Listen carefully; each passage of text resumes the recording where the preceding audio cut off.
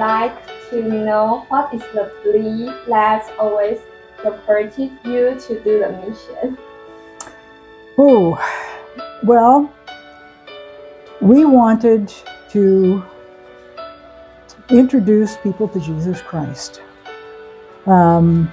We ourselves have believed Jesus Christ for many years, and he told his followers to go everywhere in the world and tell others about him. And so that's what we wanted to do, was to tell people about Jesus Christ.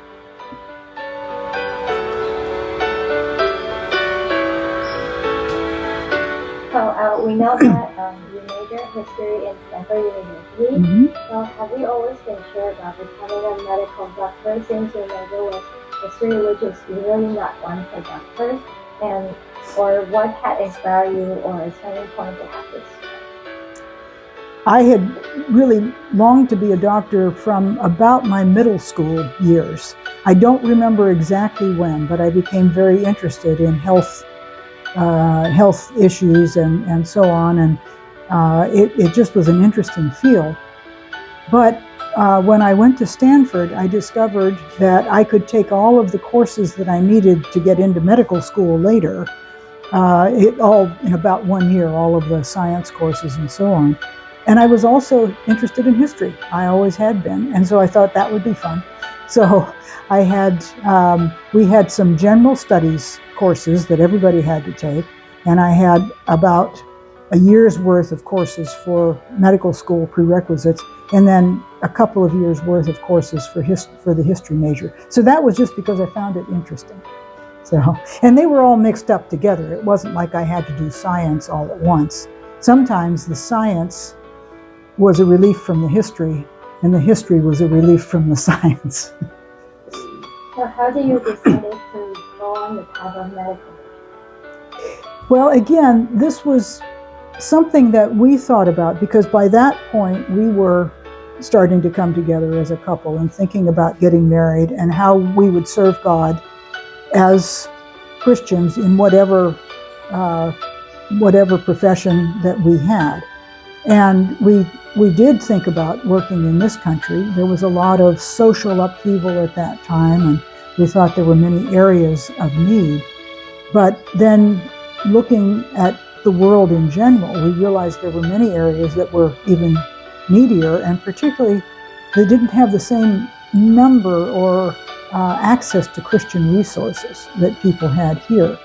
And so that's when we decided to be missionaries. And I wanted to use my medicine, but I didn't know how I was going to. I thought about missionaries in the jungle wearing the funny helmets, and we just didn't know. So that was just a path that God led us on, that we had to see what would happen.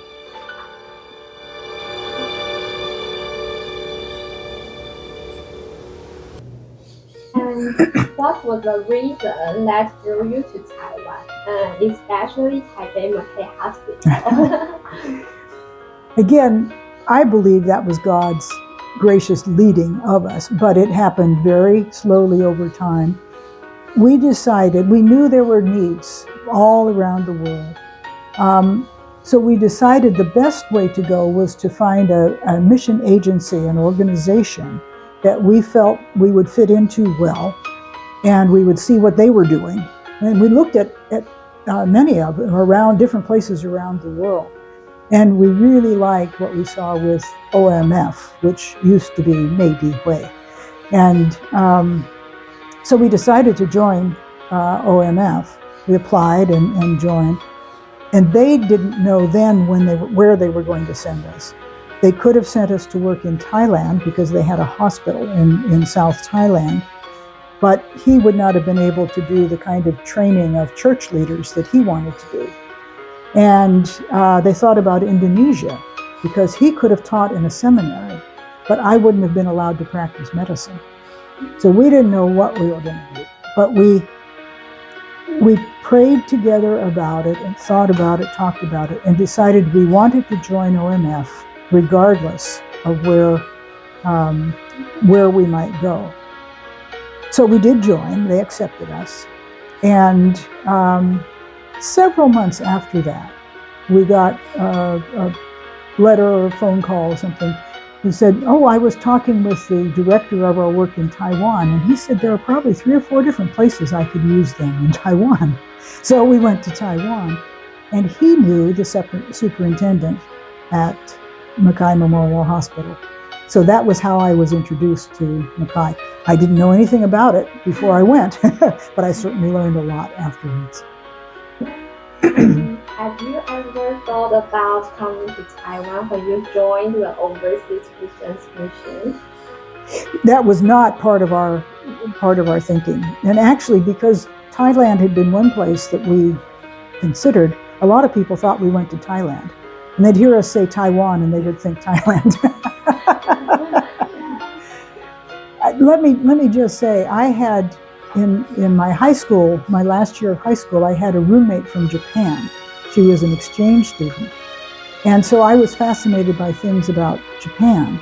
And when I was studying at Stanford University and studying history, I thought, well, I'll study some Japanese history. And every time I went to sign up for a course in Japanese history, it was full. And I couldn't get in that term. And so I ended up taking 2 courses on China. And one of them was taught by a man who had worked in Taiwan. He told us about the Suao Highway and all sorts of things. So the Lord was giving me a little test of China, of Chinese culture, before we actually went to Taiwan, before we had any idea that we would.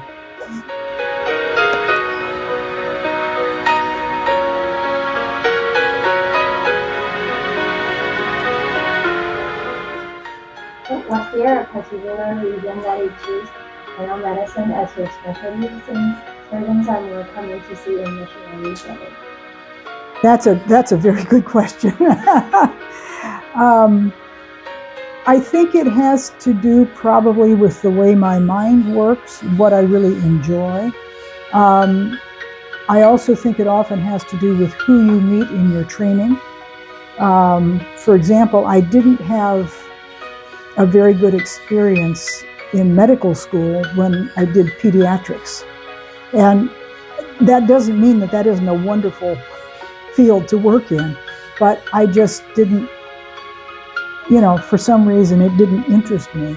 Whereas the professors, the faculty that I had on my internal medicine rotations just made it fascinating to me. And so I think that's why I chose it, because it was such an interesting field, and the way one learns to think, I just really enjoyed. And I think I'm better with my mind than I am with my hands. That's why I can sing, but I don't play the piano.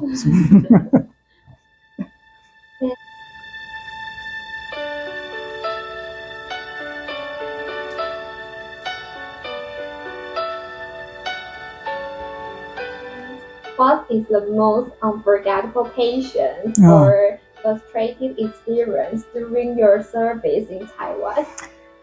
Oh, that's going to be very, very difficult.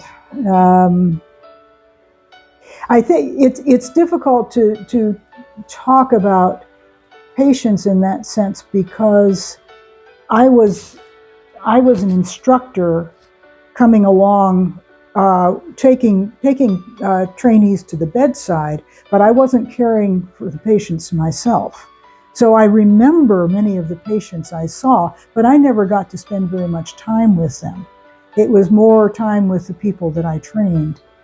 And I think I worked with medical students for the first about half of the time that I was there, training them in taking a history and doing a physical examination.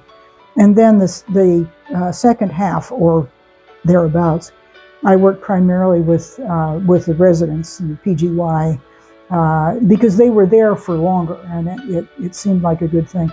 And I would remember one instance where there was actually, I think he may still have been that may have been when he was still a medical student, and he was struggling a bit, and I was trying to understand what the problems were, and he admitted that he had maybe not read as much as he needed to, and so on. And so I said, well, it would be very hard for you to really do what you need to do to get back into, really get the knowledge in that you need to use when you are caring for patients. But I think you can do it. I believe you can do it. And here's what I think you need to do. And he took that to heart, and he did. And he ended up being one of our best students and stayed on for his residency. He was an outstanding doctor. And that was just a joy to see that I could encourage him, and that he really took it to heart. But there are many of the people that I trained that I loved. I loved teaching and seeing people grow in their own skills and abilities.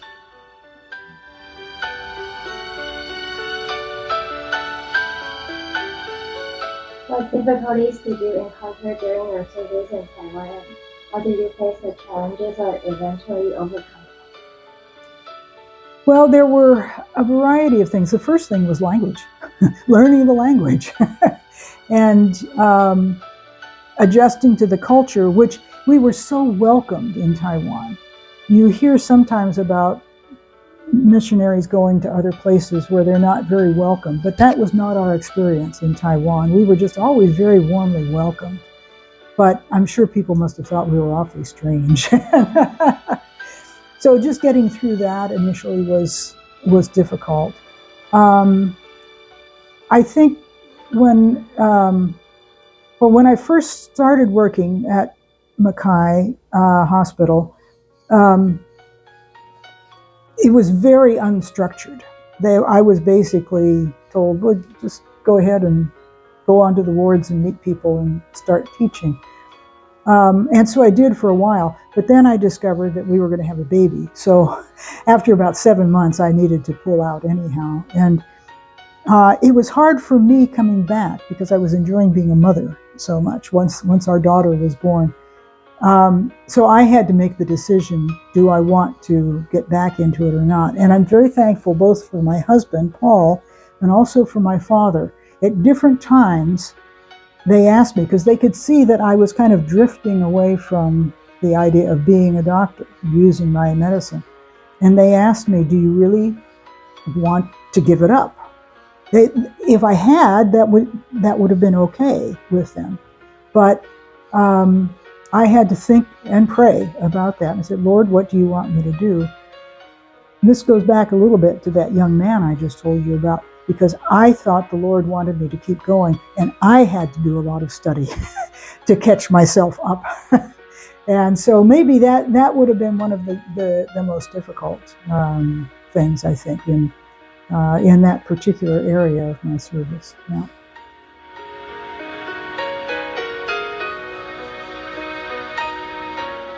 And during a long service in Taiwan, did you doubt that being a medical missionary is truly your calling, or did you have any doubt about it? I think at times I wondered, am I really doing any good for anybody? It just at times seemed like I was doing what I was doing, and it was kind of the wheels were turning, but I wasn't sure that it was really helping people, both in terms of growing in medicine and also the opportunity to speak with people about Jesus.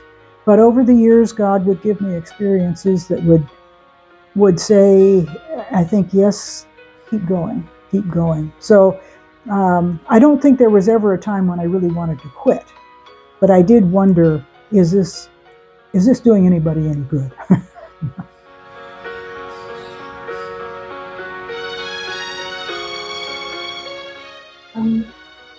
How do you incorporate your belief in Christianity into your medical practice? Well, this is an interesting thing because should we say we're Christian doctors, or we're doctors who are Christian, or whatever. The thing is that I did have this would be another difficult time, actually. I did have to come to a point where I thought about what my real identity, my true identity is. And that had to do with the fact that another part of my service in Taiwan was being a medical advisor for fellow missionaries. And that was a little different. Now, I wasn't their doctor. They were able to get care from local doctors easily enough. But as an organization, we had kind of an occupational health service. And so I was the medical advisor for our members. And part of the difficulty of that was we were good friends. And sometimes if they were having a medical issue that I needed to deal with, it was a struggle. Am I a friend? Am I their doctor? What really, who am I? And it was at one time, particularly when I was struggling with that, when the Lord helped me to realize, no, the most important aspect of my identity is not my role or my work. It's not whether I'm a mother or a wife or a daughter or whatever. It's that I belong to Jesus. I'm a child of God because of what Jesus did for me. And that was really, really important for me to see, because then it doesn't matter what we're doing. That impacts everything we do. Certainly, the way I should practice my profession as a physician has to be ethical, has to be loving, has to be within the sort of characteristics that God wants me as His child to have. And I think it means trying to be the best that I can be, which is not necessarily better than everybody else. It's just doing my best, working as hard as I can to do the right thing. And sometimes that means saying, I don't know, I need help. Sometimes it means just going ahead when it's a difficult road to follow.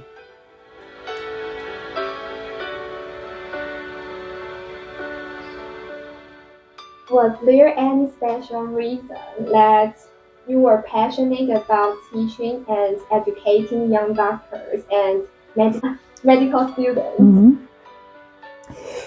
This was interesting to me because, as I told you earlier, I didn't know what I would be doing when I assumed that I would be caring for patients, because that's what you often think of a medical missionary doing. And if, for example, we had gone to Thailand with OMF, I would have been working in the hospital there, probably treating patients.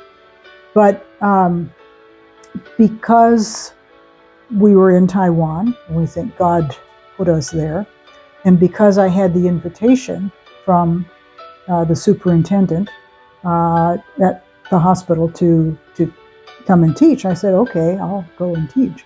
And there's one thing about being a doctor and in the training is the Latin word from which we get the word doctor means to draw out and to teach.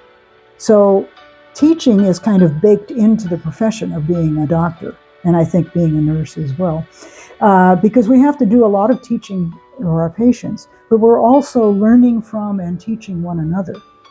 And so because I'd been through medical school and I'd been through my postgraduate training, I had an idea of what that was like, and I took the opportunity then to pass on what I had learned to my students and the trainees. What I discovered is that I loved teaching. I really enjoyed it, and I think I have a gift for teaching, a skill for teaching. People have all sorts of different skills, and I think that is one of mine. And so it was really a delight and a joy. And I learned so much. I think most people who are teachers, if you talk with them, you'll find they feel they learn much more than they are able to give other people. And that's what I felt about what I learned about my profession as I was trying to help younger people learn it.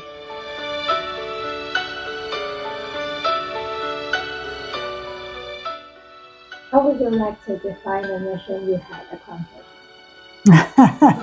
Well, see, that comes back to the question, did I do anything? I do think I was certainly, if we talk about just the work at Mackay Hospital, that I was able to see growth in many of those that I was able to train. And that's gratifying. That's very gratifying to a teacher to see their students learning things. Certainly the fellowship that I had, both in the church that we attended, Konghua Li Baitang, and also the fellowship among doctors, other doctors at the hospital, was very rewarding. And again, it's that within the body of Christ, we help each other grow, and we are helped by each other. So I would think that I would express it as being part of that body and seeing how it worked out, both at the hospital and then in the church community and with neighbors and friends and so on.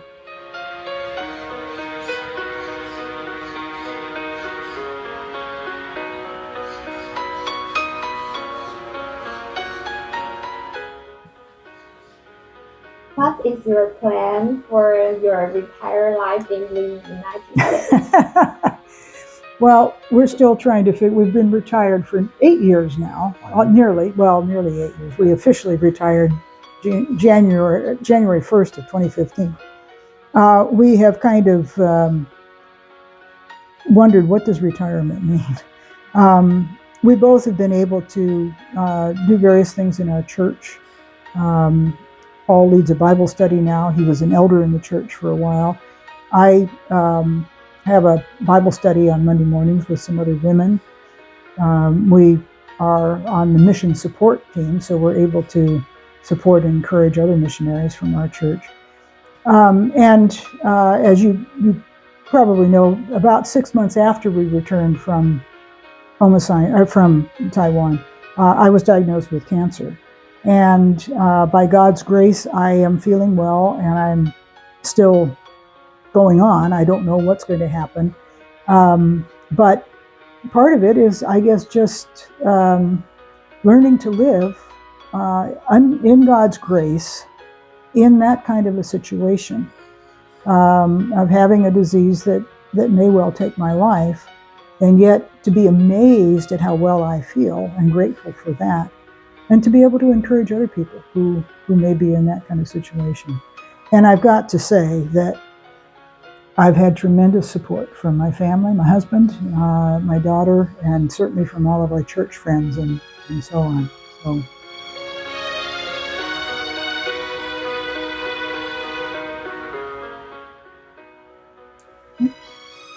I asked, what would you like to say to medical or nursing or ASP students to inspire or encourage them?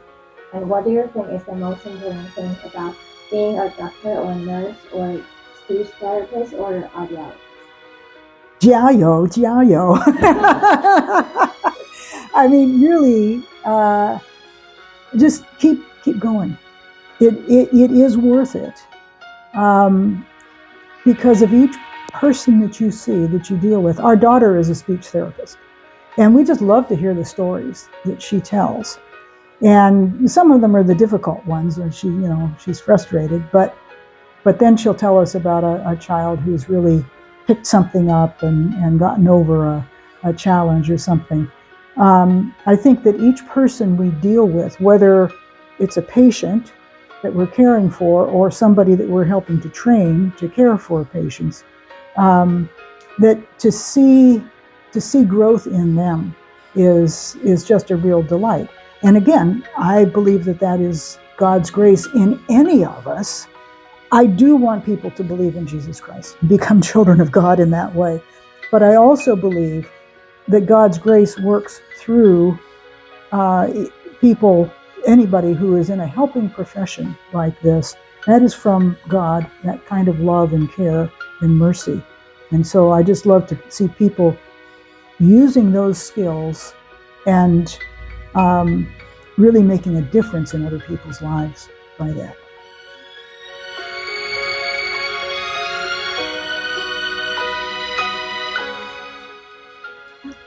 is there anything we can pray for you or for your health or for your family? Yeah, thank you. Well, I would appreciate prayer for my health. I am not receiving any treatment at this point because I've had many different kinds of treatment, which right now don't seem to be working.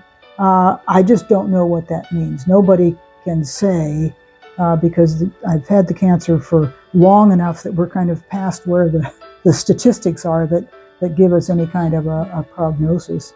But I want to glorify God with whatever I do for as long as I have. So that would be my prayer request. You certainly can pray for our daughter Gail and her little baby Danielle Grace, our son-in-law John, and his son Jason. For that little family, they're wanting to buy a house, so pray for that. That's very difficult in California nowadays. But also that we would walk with Jesus, keep walking with Jesus. That would be my prayer request for him as well. And if you're happy.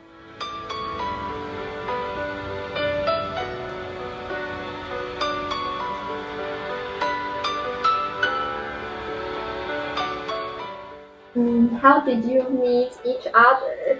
And how did you find common goals in life? Okay, that's a good question. We met as undergraduates at Stanford University. We were involved in the Christian fellowship there. And my senior year, I was the chairman of the group, the leader of the group. And I was going around meeting with each of the people who were leading a Bible study or had some responsibility. And Mary Jeanne, I think, was leading a Bible study, a small group. And I said, haven't gotten to know her before, but she seems like a pretty nice person. And so we started seeing one another, and just the relationship grew. And so we decided shortly before graduation that we wanted to make it a life together. Now you say, how did we work on goals together? We talked a lot. No, that's true. There's just a lot to that. One concept that I think is important is that we're a team, a married team, not two individuals who also happen to be married. So if we're going to do something together professionally or location-wise, it had to be a decision that, in a sense, either one of us could veto if we had strong feelings about it. And so I remember when we were still engaged, she was in medical school and I was in seminary, and we were talking, what about the future?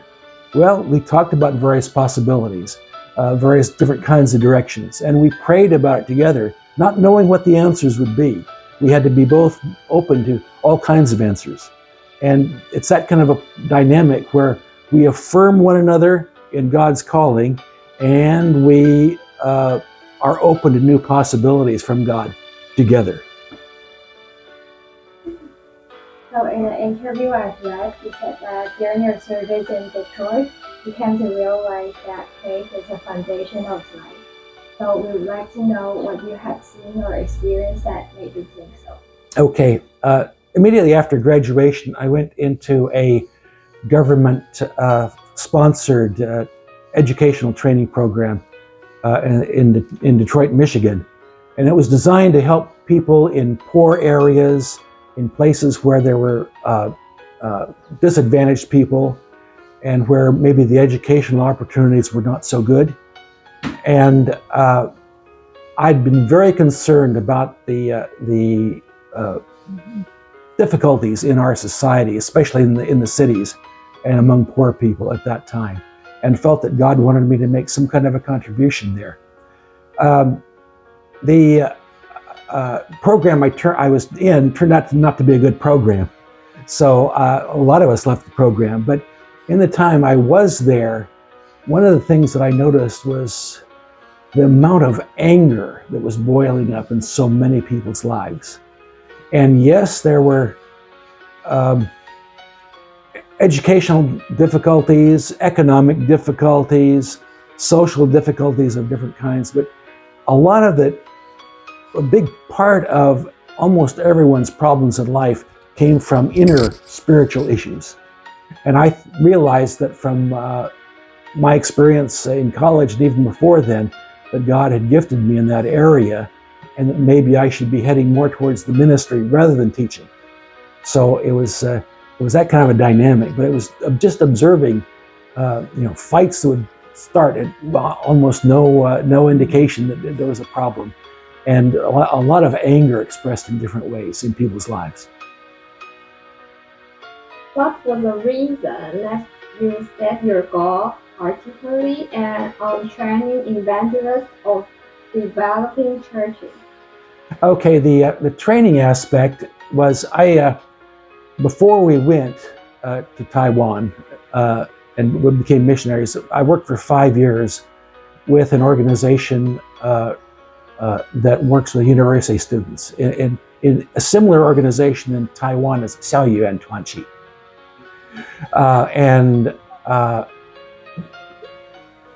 The staff members there, we had to do all kinds of things. But I realized that I was most effective and most helpful to the students when I was involved in some kind of a teaching or training ministry.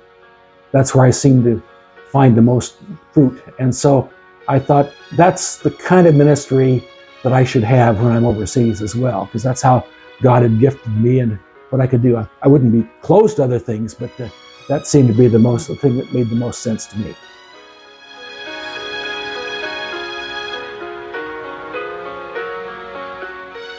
How do both of you have a strong belief that no matter where you are assigned or moving, you're still willing to join ONF, even if one of you would have to give up the type of ministry you would like? How did we come to that point? A lot of prayer and agony. No, it's true. I mean, we'd really worked through this, thinking about where we wanted to head in the future and how God was leading us. And as I said, we had to be open to new things. And we just felt that it was pretty clear that God wanted us with OMF, and therefore that we had to be open to some new possibilities, maybe that we hadn't envisioned, and that might even shock us a little bit. Well, and what you ended up doing for... Yes. Well, yes. In the end, I wound up teaching in a seminary in Taiwan for the last 16 years. In the end. Would you like to share with us a new ministry after returning your hometown in the United States? Okay. Well, we're a lot of us pretty standard being involved in our church. I was an elder in our church, helping give leadership, teaching Bible studies. But one of the interesting things is we're also helping in the United States recruiting department of OMF, and we have our organization has a number of workshops, mission-related workshops for churches. How do you have a good missions program? What you do, and things like this. And I'd helped out with some of these, but there'd been some contacts with Chinese churches saying, we'd like to have this kind of workshop too, but it's all in English, and so many of our people are not that strong in English. You want to be able to have it in Chinese. And so some of our colleagues had actually decided that we should work on this, and so I was brought in as well, and we've been working on putting some of these workshops into Mandarin and holding them in churches. And so there's a lot of written materials that have to be translated, and I didn't do it all myself, but I helped out with that process. And then it's interesting, I was the only person, the only missionary returnee for retirement or for other reasons, who was available and had enough Mandarin, good enough Mandarin to lead the workshops. So I've led several workshops in different cities around the country. So that's been kind of fun to do. You get around and you meet a lot of interesting pastors and church leaders who are fun to work with, and then you see different church situations. So that's probably the most interesting thing that I've done, I think.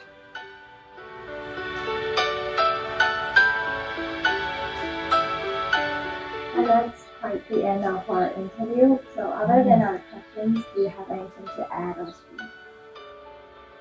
I would just ask you two your impressions of being in America for what, about 24 hours? Maybe you're not awake enough to have impressions at this point.